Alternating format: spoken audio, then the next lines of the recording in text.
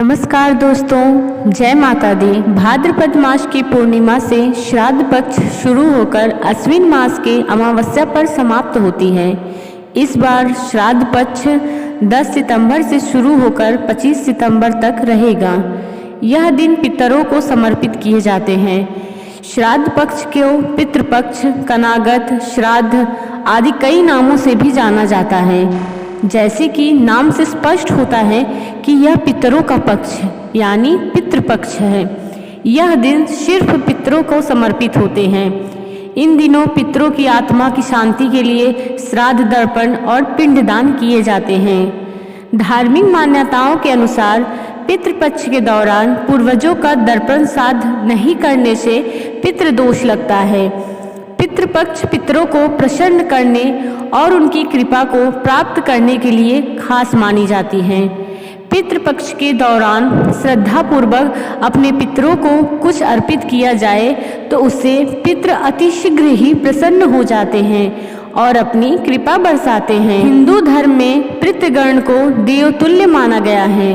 शास्त्रों के अनुसार जिन पर पितरों की कृपा होती है वह सभी देव देवताओं का भी आशीर्वाद प्राप्त कर लेते हैं। पितृपक्ष पितरों को समर्पित होते हैं। इसके दौरान कोई भी शुभ या मांगलिक कार्य नहीं करना चाहिए। पितृपक्ष में पितरों की आत्मा की शांति के लिए श्रीमद् भगवत गीता का पाठ अवश्य करें। वह समय है जब हमारे पितृ धरती पर होते हैं और हम श्राद्ध कर्म करके उनका आशीर्वाद प्राप्त करते हैं। हिंदू धर्म में मृत्यु के बाद श्राद्ध करना बेहद जरूरी माना गया है। माना जाता है कि अगर आपने पूर्वजों को विधि पूर्वक श्राद्ध नहीं किया जाए तो उन्हें इस लोक से मुक्ति नहीं मिलती और वे संसार में ही भटकते रहते हैं।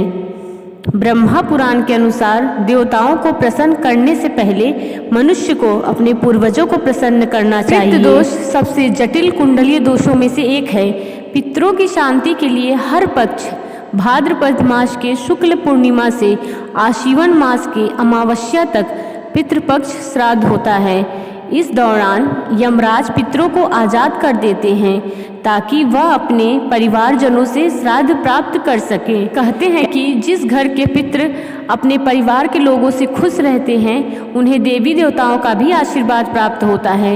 इन 16 दिनों में परिवार के उन मृत सदस्यों के लिए श्राद्ध किया जाता है जिनकी मृत्यु शुक्ल और कृष्ण पक्ष जैसे प्रतिपदा में हुई हो। मान्यता है कि श्राद्ध करने से घर में सुख और समृद्धि आती है।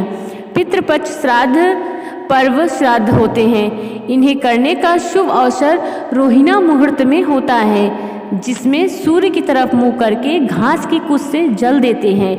प्रतिपदा श्राद्ध शनिवार 10 सितंबर 2022 से शुरू है। मान्यता है कि पितृपक्ष श्राद्ध और तर्पण करने से पितर प्रसन्न होते हैं और आशीर्वाद प्रदान करते हैं। उनकी कृपा से जीवन में आने वाली कई प्रकार की रुकावटें दूर होती हैं। पितृपक्ष में नियमित रूप से दान पुण्य करने से कुंडली से पितृदोष दूर हो जाता है। हिंदू शास्त्रों में प्याज और लहसुन को तामसिक माना जाता है। पितृपक्ष के दौरान खाने में प्याज लहसुन का इस्तेमाल नहीं करना चाहिए। पितृपक्ष की अवधि में अशुभ माना गया है। इसलिए पितृपक्ष के दौरान कोई भी जश्न, उत्सव या नया काम शुरू ना करें। पितृपक्ष का समय पूर्वजों का है, इसलिए इस समय नाखून काटने, बाल कटवाने और दाढ़ी नहीं बनवाना चाहिए।